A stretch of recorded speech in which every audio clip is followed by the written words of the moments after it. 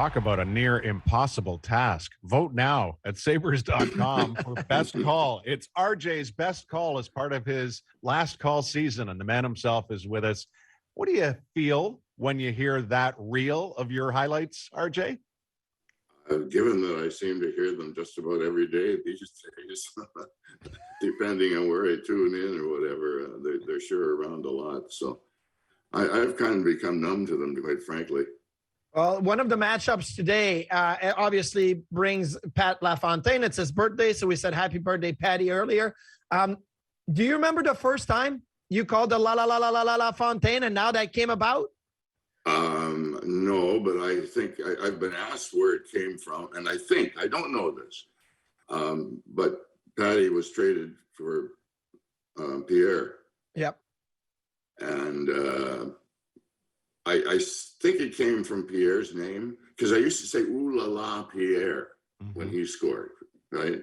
Yeah. So I think that was after Turgeon left and LaFontaine got there. I guess I was looking for something to fill the gap, but I don't know. It just popped out of me, and once it came out, oh brother, I couldn't let it go after that because people were all over me.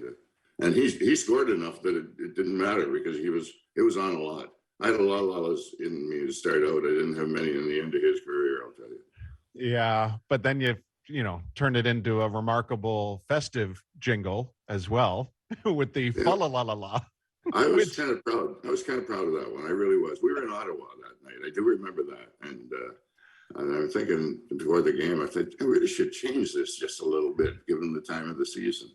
And so I stuck the fa la la there. You know, when I think back to first listening, I mean, obviously I would have heard the Roberts and things like that from the Fog game and the Cup final and things like that. But like for me, the first ones were like the elongation of like John Van Boxmeer, right? And the Wowie Housleys and that. And like, it's hard to imagine like how spontaneous this all was for you. When that was all unfolding, and it's kind of infancy, I guess, about 10 years into your career or whatever. I mean, were guys getting wind of how you were calling? Like, because now it's out there, everybody can hear it. But like, what were the players' reactions to your calls back then? I was told that on several occasions after the game, they would go into the dressing room and immediately want to listen. So as soon as they get into the sanctity of the dressing room, that they would want to go in and listen. I know Marty may be able to back that up a little bit. So that did happen over the years. I know that, and they just came out of me. I can't, and I won't say that none of them were planned, because some of them were, not very many of them, but there were a few that were. But the rest of them, I can't even say it was a fertile mind. I mean, it was just popped out. Well, you talk about like, popping out, and I think May Day just popped out, right? Like you could not have planned that Brad May was going to score. He hadn't scored in forever. Was there any other ones that you were surprised, like, oh my gosh, this guy scored, and then the call just came out, or May Day was really one that stands out for how surprising you were that he actually scored that goal? Oh no, there were several others that came out of me, and I wasn't. I had no plan in mind whatsoever. It was just something that it seemed to work at the time, and so I dropped it in. I think Scary Good came in that direction, although there was a commercial around then that I can't even remember what it was for. And part of their cell line was Scary Good. And so I guess I'm a thief and I stole it from them, but I can't. It couldn't have been too successful because I don't even remember what it was. And nobody sued you either, so you were okay. But even up until just this past week, Marty, like think of RJ and his recognition of the moment with Victor Olofsson. Same kind of thing, right? Guy hasn't scored in forever. And RJ's call is like, if you're going to end the drought, you can't pick a better time to do it than right now, like less than 3 minutes to go ahead goal. Like, I think that's what you're talking about here, Marty. Like, it's just that understanding of guys, like you can't script that stuff. Like we were beyond scripting when Victor Olofsson was going to score a goal, right? Marty? Oh yeah, absolutely. I thought that was for RJ, but RJ, as you do so well, RJ, you're like, listen, the puck hasn't been dropped yet. So Marty, why don't you go ahead? Oh, let me ask you about this, because the game's changed a lot. Like, that's one of the things, like the play-by-play now blends in more with the color analysts and whatever. But for me, like, I've gone to NHL meetings, even when I was a player, I used to say, look, why can't we go back to a play-by-play and an analyst, like, you know, I would say like Rick Jeanneret does it in Buffalo. And so have you ever been pressured to say like, hey, you need to like be telling a story, or no? It's always been the way you know how to call, and it's to call the play-by-play so that people can really see it when you call it. I can honestly say, right from the Knox administration right up until today, I have never been pressured to say anything or not to say anything. I did have Nordy Knox turn up his nose one time when I said somebody deked somebody else out of their jockstrap. He did not think that that was very proper, and he let me know that. He didn't say anything that I shouldn't have said it or anything. He said in his mind he didn't think it was very proper, and if Nordy said so, then I never used it again. That's all.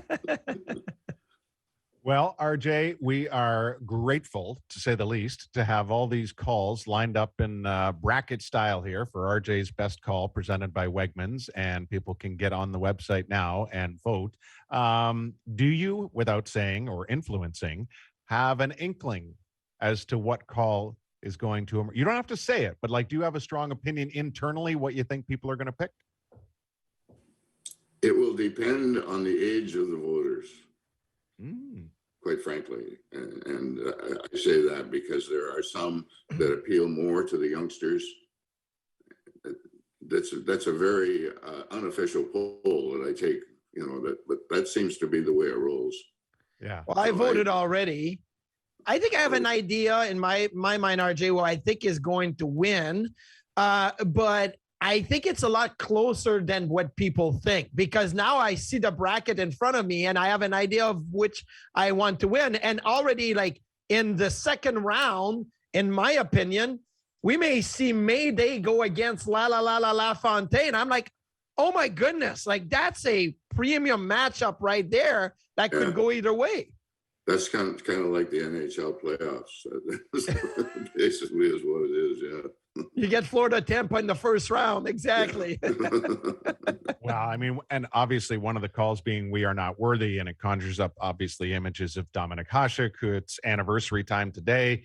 RJ of the Czechs winning, you know, their gold medal. What were you thinking at that time when you were watching the Olympic Games and seeing Dom basically have a continuation of what you were witnessing nightly with the Sabres?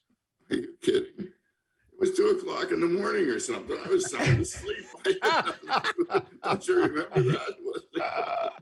I never saw any of those Olympics. And besides, I knew what he would do. He'd stone everybody. He was awesome. So, like I've always said, he's the best, while in a Buffalo Sabres uniform, the best goaltender who I ever saw play the game. No, absolutely. And then one of the, the Legion of Doom, that's one of my favorite when the Sabres beat the Flyers. I beat Ottawa, and that's, Derek Plant beating. No, Marty, that wasn't, not when they beat the Flyers. That was they beat Ottawa, yeah.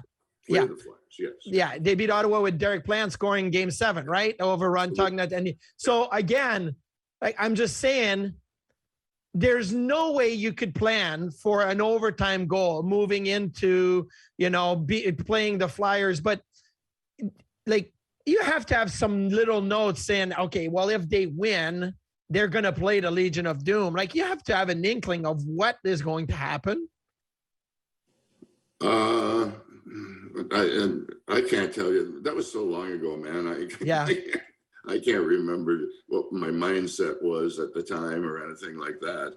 I knew that I had to say something, and so I spit it out. And it was like, with the Mayday call, and everybody would ask me where it came from, and everything. And then, well, what did you think that you were going to say next? I said, that's why I kept saying Mayday, because I was trying to think about what I was going to say next.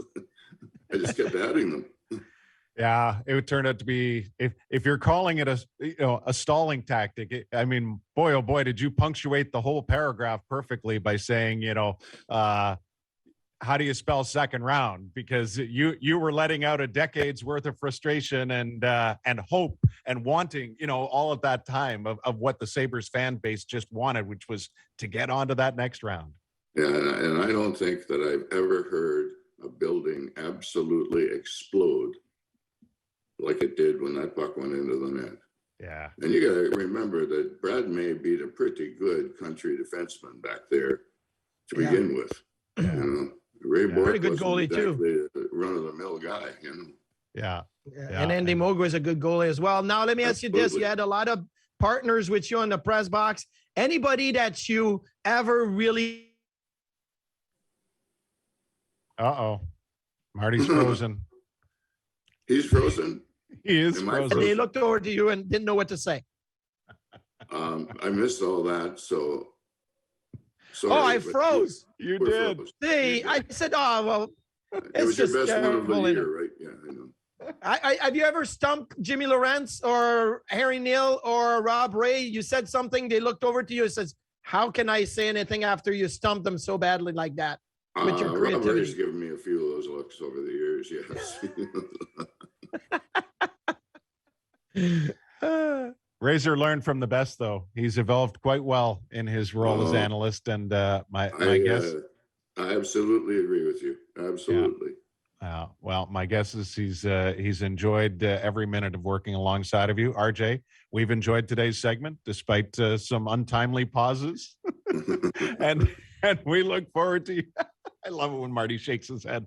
All right, we will see you soon. Thank you for all these memories that we are putting forward right now in RJ's Best Call, and we'll see you back in the booth real soon.